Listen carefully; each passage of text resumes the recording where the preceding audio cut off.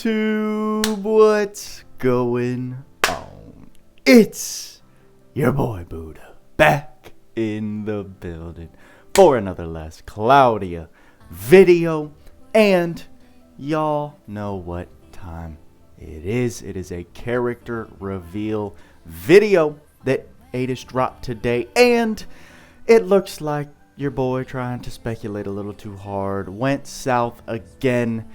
We have what was the second prediction I talked about in yesterday's teaser video, and that is we have Gunblader Ardine being introduced to the game, who seems to be just a new character to the Arc 2 story we haven't seen yet and will be introduced tomorrow. Speaking of tomorrow, you guys should know, now that we're back in action, your boy's going to be setting up a new story live stream where we probably start around noon Eastern Standard Time, and we then take how many hours or whatever it takes to complete the new story that's coming tomorrow and just kind of explore and see what else the game has to offer. I know there is a news announcement, so we're going to take a look at those maintenance details after we watch the character reveal video. But I'm not even going to front with y'all. I did watch the video. I got a little too excited. I really thought it was going to be Megius or Megius. I said his name wrong yesterday, but I thought it was going to be, spoiler alert, I'll give you a couple seconds, Kyle's father. With the katana, I was pretty sold on that concept or that idea, but it turns out it's just going to be some new badass looking character, Ardine. But y'all know how these character reveal videos go down. They break down where we really dive into the details, and rather than me just watching it over and skimming through, I can actually sit here and form constructive thoughts over what I think the guy's kit and whatever else he's bringing to the table will introduce to the game. So without further ado, I think that's enough of an intro. Let's get to the meat, shall we? So, I mean, story spoilers right out of the gate. We did jump off a giant wall, to be fair, so it makes sense if someone got hurt. When disaster strikes, a stranger lends his support. I mean, look at this Balan fireball, and a firefight for freedom lights the way, yada yada yada. Ardine or Ardine, I don't know, you guys will have to correct me. So we've got an 8-hitter, we've got a 12-hitter, and we've got a 16-hitter, y'all. Those are single wield hits, don't forget. So double all those for the dual wielding. Then we've got this special that's pretty cool. It starts off as a single target and then turns into an AoE. So here we go. Time to get into the juice. I kind of already forgot what I read this morning, except for one detail, which we'll get into when we get to the skill board. But we're here on traits. The first one is Trickster. Boost skills with a seal. So this is a new mechanic that Ardine is introducing to the game. Seals cannot be stacked. Battle start. Recover MP 10% and auto-activate seal. Power charge only activates when set. So this, I think, will make more sense when we get over to the skill board, because when I read this morning, I was a little confused, but now I'm kind of starting to piece things together. So we're going to skip over Trickster and move on to Rebellion. Physical damage plus 40% and physical damage cap plus 3,000. Initially, you see that and you think, oh, goodness, 3,000. What a low damage cap. This guy must be ass. The next part, physical damage cap plus 3,000 against, or more against boss monsters. So he doubles that 3,000 when you're at the final boss wave. Chance to gradually boost strength when taking physical damage up to 50%, and that resets each wave. So pretty standard physical DPS trait right there. Some damage cap, some physical damage, some strength boosting. Not going to complain about it. I think this first one, Trickster, is going to be the interesting trait depending on the following details. And then we have the abilities, or the S1, 2, 3, and special. The first one is Jet Sting. Frontal small area combo attack that slices through enemies. So I'm noticing there's a little more detail in the description of these abilities, which is pretty cool. His skill 2 is Crazy Caliber. frontal long-range combo attack in a wide fan-shaped area.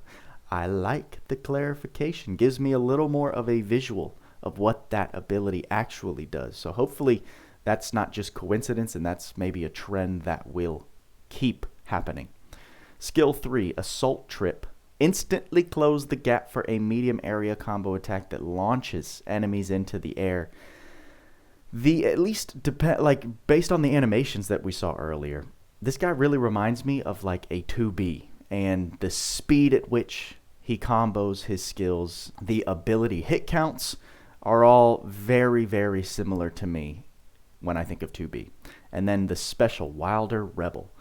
Combo attack to a single enemy followed by a powerful combo attack to all enemies with another damage cap of plus 5,000.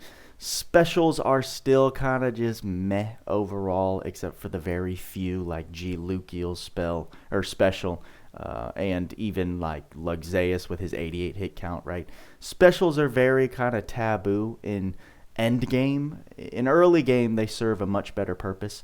Another thing I should bring up is that this guy starts out as a neutral typing, which immediately makes him valuable. So can't complain. I'm liking what I'm seeing. I like 2B a lot. So that was a compliment to Ardine here. And time for the best part. The part we're all looking for in these videos. The skills and the skill board. This man's coming with an anima. Insurrectionary anima. All enemies defense minus 20%. Love that. That's going to be stackable. It's going to allow for a great anima against like multiplayer bosses, just to get that extra damage for any of your teammates struggling to hit damage cap. And then we get into the kind of confusing part I was bringing up that's going to relate to his trait 1, which are these seals. So we know based on that trait 1 that these things can't stack, so you do have to pick one. So let's go ahead and look. We have the first one, Sealed Power Charge, which I think is the one that it said it activates. It auto-activates at the battle start. So I'm imagining these are things that you have to cast upon yourself. But if you have Sealed Power Charge set, it's going to auto-activate that one at the beginning of battle. So skill attacks use 5 MP for damage plus 25% and another damage cap of plus 2,500. When set, strength plus 10%. Oh, well, no, now I'm taking that back. I'm taking that back immediately because we now have this second qualifier of when set. So my question is, are these like Nero? Okay, so Nero from the DMC collab has his Buster Arm or whatever it's called, where you can have them active and the first part of the skill is always active 100% of the time. But then the second part of the skill is only active under certain conditions, right? And there can only be one of them active at the same time. But the first half of those skills are active 100% of the time. So I'm wondering if these are the same, which would be quite nutty, but would also introduce a ridiculous amount of MP drain, because as you can tell, this guy is using a ton of MP to activate these abilities. Well, I guess we'll find out in game, but let's just keep on moving. We got the next one, Seal Poison Charge. Skill attacks use 5 MP for a chance to inflict poison. When set, damage to enemies with a status ailment plus 20%. Then Seal Heavy Charge. Skill attacks use 15 MP for enemies to be more likely to faint, plus 100% break. That is additive, so it's not multiplicative. I did learn that from our boy Tweaks. However, this man does have innate dual wield. I'm just going to point to it right there. So all of his break is multiplied by 2 at the end. When set, damage to enemies in faint or break plus 20%. Then we've got Seal Flame Call. Skill attacks use 10 MP to change attribute to fire damage cap plus 5,000. I kind of read that as 1, but those are separate. When set, fire skill damage plus 30%. So, hold up. They can't. Okay. This man is confusing your boy Buddha left, right, and center right now. But I'm not going to try and overthink at this moment. What I will say is that this is our first character, our first physical character to introduce the idea of being able to switch his elemental attribute. Now we've had, so you could argue, oh, well, we have like Shift Alice who switches between ice and thunder. Yes, but no, it's not the same as this guy. This guy is changing his entire ability set. So S1, 2, 3. So this seems to be the first character that you can choose whether you want him to be no attribute, fire, or the next one, Stone Call. Skill attacks use 10 MP to change attribute to earth with that same damage cap plus 5,000 when set earth skill damage plus 30%. So I'm kind of confused because the first part of these skills can't be active at the same time, at least in my logic, because you can't have your skill attacks be both fire and earth. I'm looking at flame and stone call, right? I imagine only one of these seals can be active. Oh yeah, it says that. It says that. Your boy Buddha is all over the place trying to figure this guy out. And it usually, this is your boy's brain. I'm talking out loud. I'm confusing you. And don't worry, you're on the same page as me. Hopefully you guys can maybe provide some clarification if you're understanding this better than me in the comments below, because I'm all over the map right now. I'm like trying to figure out what's active, what's only active, when certain things are active, but the trait says only one seal can be active, but then what's the point of putting when set? I don't know. Your boy is tripping. But let's just move on to this sucker right above me, Seal Dragon Buster. This is the one detail that I wanted to get to out of this whole video. Skill attacks use 50 MP. That's a lot of MP. For damage plus 100% and 59,999 damage cap against dragons. When set, physical attacks are effective against dragons, so it gives him this Slayer effect. So these seals are extremely interesting, but what I wanted to get to with Ardine here is that the man is introducing a dual wield cap of 59,999, which is against dragons, okay? So the man's introducing a new level of physical DPS power creep, but in a very, very niche case scenario, and I'm not mad at it, right?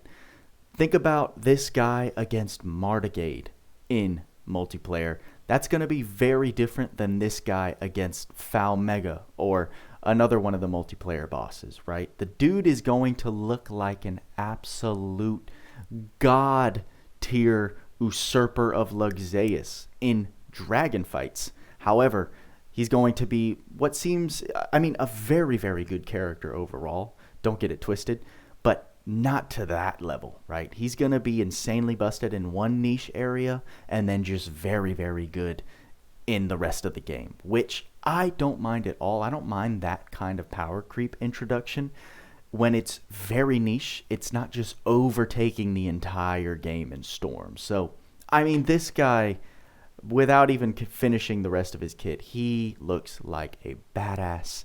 And don't even get me started on the fact that we just dropped 90k on our girl Sarah. Yes, I did do that. A lot of you actually probably didn't know that. It's been a little bit of a drama in my Discord and the LC Discord from time to time, but that's all. Though all those details are coming in a future video. Let's just finish this guy. Crusade, continuous critical and haste effects. Very nice, very standard. And then for the rest of the board, Fighting Spirit 3, Fighting Spirit 4, Illusion, Dual Wield, Soldier Mastery, which is great, Auto Brave, Auto Protection, Pride 2, No Attribute Attack Raise 2, No Attribute Critical Raise, Pose of Honor, Blessed Speed, Sword Hide Boost, Machine Mega Boost, Quick Reload, Indomitable Spirit, Combo Master 2, Chance Drive, Giant Killing, Revenge Heart, Weak Point Boost. The dude is stacked. The fact that he can switch between no attribute, fire, earth, right? He's got his no attribute coverage, but then if you want to take advantage of weak point boost, you know you're going up against a boss who's weak to either fire or earth, you can then make yourself extremely effective against that enemy. Very dope character. A character that, yes, I, at this moment in time, would have been planning to breach the 90,000 because I wanted to, not because I was desperate and depressed. But sadly, we can't do that even if we wanted to, so we'll see what the future holds, but that is what Ardine is bringing to the table. And I'm going to interrupt you, my man. We've got a new arc, of course, that always comes with the new character coming out. It is an SSR, so general pool arc, which is great.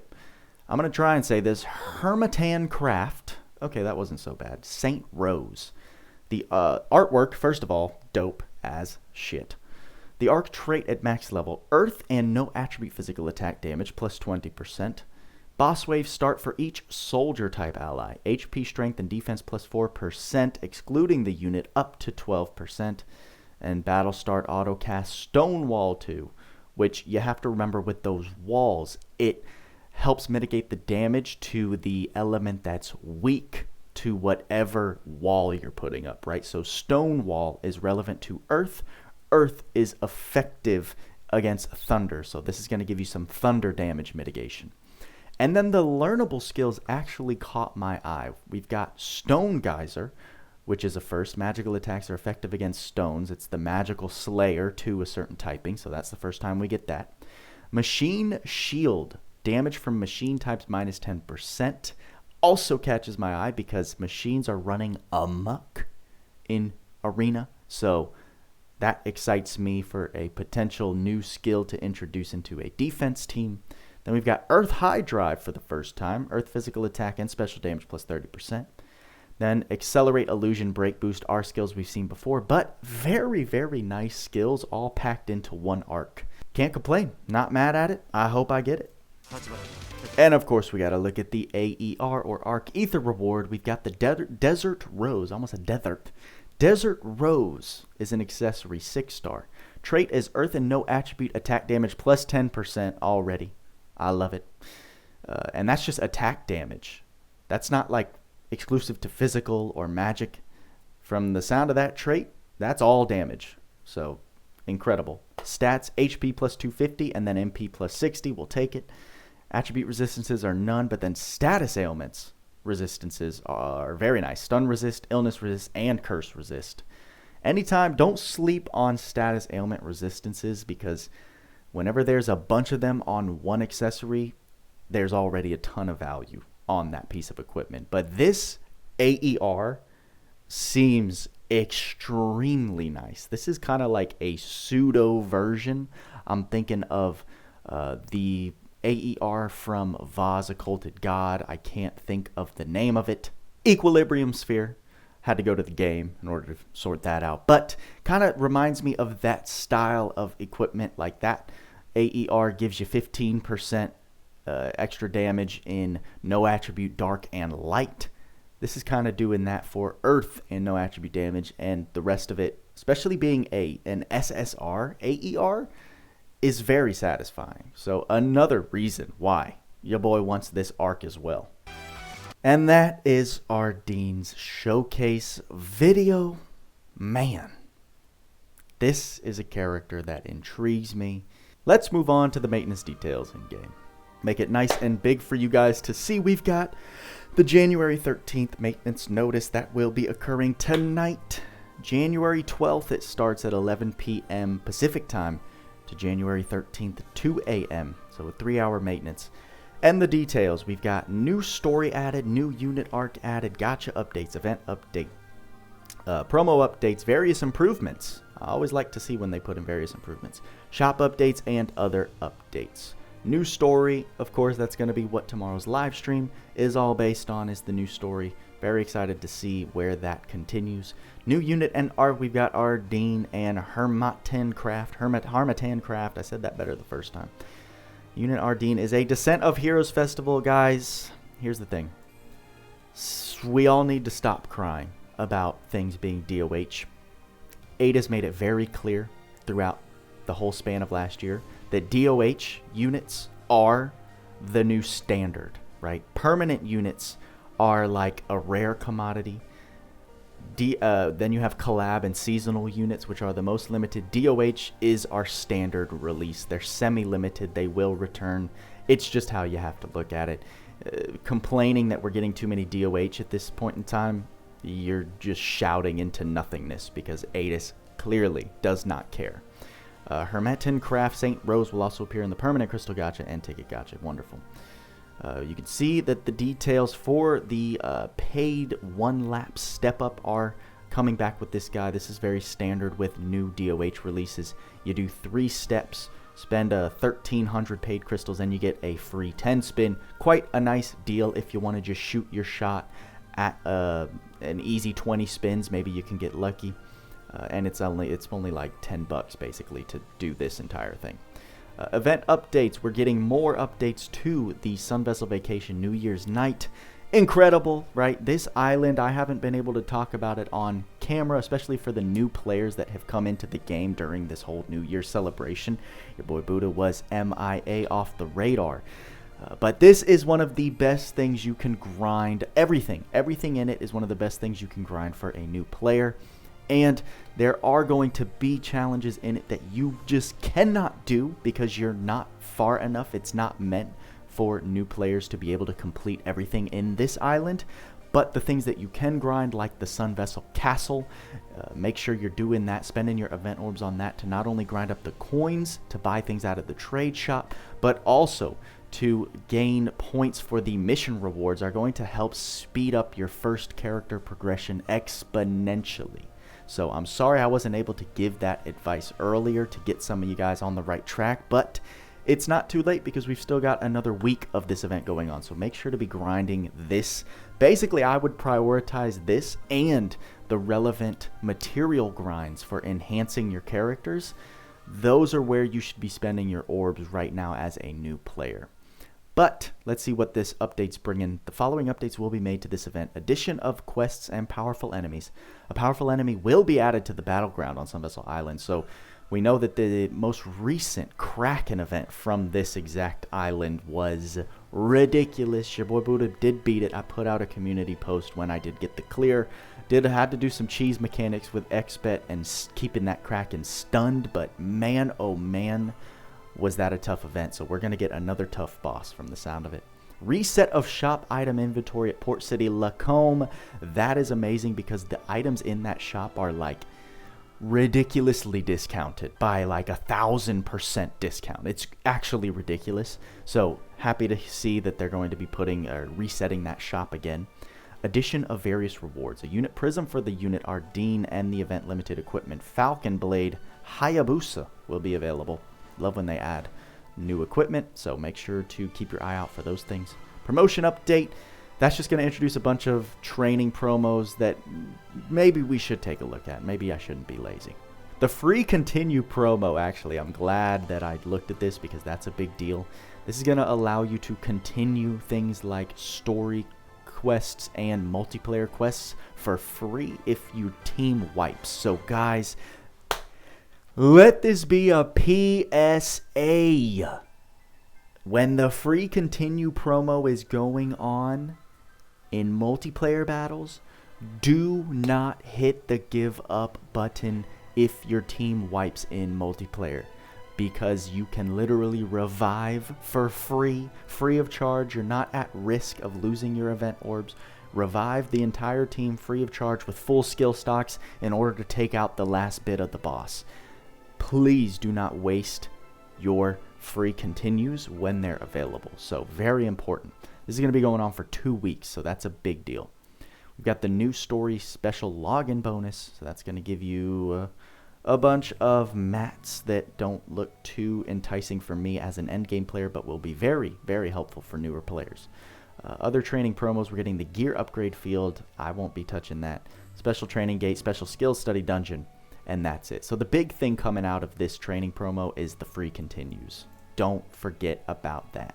The arena promotion, as we usually or typically see, 4 times everything. So you can get 4 times the arena points, 4 times the amount of arena coins to spend. So it's a good time for all to grind arena and progress through the leagues that you haven't reached yet as a new player. Very worth doing because as you advance in arena, as a new player, you do get crystals upon every league rank up. So it is very, very worth to do. And then here we go. Interested to see the various improvements. We've got the addition of features related to equipment. The following features will be made to make it easier to find frequently used equipment. Addition of the favorites feature. Items can now be favorited so that you can find them more easily. When you favorite equipment, it will be marked with a key icon. Individual pieces of equipment can be favorited on the equipment detail screen.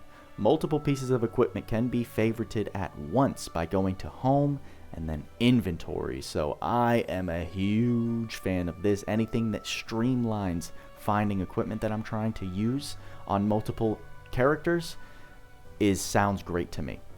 But then we've got favorite and X only filter added. You will now be able to filter equipment by favorite or by equipment specific to certain units. Oh, that's pretty cool. Not relevant to me since I am not a sucker for the paid equip structure, but for those of you who are, that'll be a nice extra layer of filtering. Other minor UI changes. Okay, so nothing, there's not a plethora of stuff, but I'm not going to complain at an extra layer of filtering through equipment, because once you get to end game, you already know that trying to find your equipment is literally a mission. It makes the idea of switching your builds consistently, which is what you want to be doing as you approach end game, having multiple builds for all types of scenarios. It's not a great incentive when you have to sift through a giant library of equipment every time you want to switch. So not quite a preset feature that I know a lot of us are waiting on, but it's still better than we had before nonetheless. Shop updates. Don't forget, always pick up the free pack in the shop when a new character drops.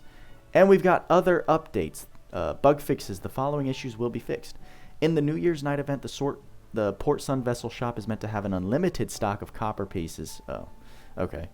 I don't know this one. I don't know this one. I don't know this one. I don't know this one. I don't know this one. I don't know this one. I don't know any of these bug fixes. I've never experienced any of these, but hopefully they help you out if you've been having issues with that. And thank you for playing Last Cloudia, the Last Cloudia management team. So there is the update that we're getting. Some very nice stuff. I can't complain. Listen, people are mad about the pace at which they introduce improvements like this, you know, and of course another DOH followed after a previous DOH and a seasonal and a collab, and it is a bit suffocating, but this is the game of Last Cloudia, and sadly, as global players, I hate to break it to y'all who don't really know this, we have like zero influence on anything Adis does. JP, they carry the game financially, I'm sure, and they complain probably 5% as much as we do. So it's kind of hard to feel like you have any leverage at all when that's the case. And that just is the reality. So we're just going to take the dubs as we get them, right? The equipment filtering, that's a W. A new kind of power creep introduced with Ardine, I consider that a W. He's introducing new features. He's introducing new types of things into the game and the combat system, which I'm excited to see and see how it impacts the game, which then sparks new ideas for how could Last Cloudia continue to progress in their character release, right? I like the idea of power creep in very niche areas, not just power creep after power creep after power creep in the entire game, which they've done an incredible job of managing, I must say. Since Loug Zeus released back in July or June or July, we haven't seen anything that's power crept him like that. So they've held true to that promise, and now we're seeing a very interesting prospect with Ardine here. That's about all I got for you this time, guys. This is a long one, a lot of details. Your boy Buddha hasn't talked in front of the camera for an extensive amount of time in a while, so I had a lot to get off my chest. I need to get to editing this so that I can post it up and get started on editing the recap video for you guys to let you know where your boy Buddha has been. So look out for that. And let me give another shout out to the Buddha fam, the members of this channel, supporting your boy, taking that extra step.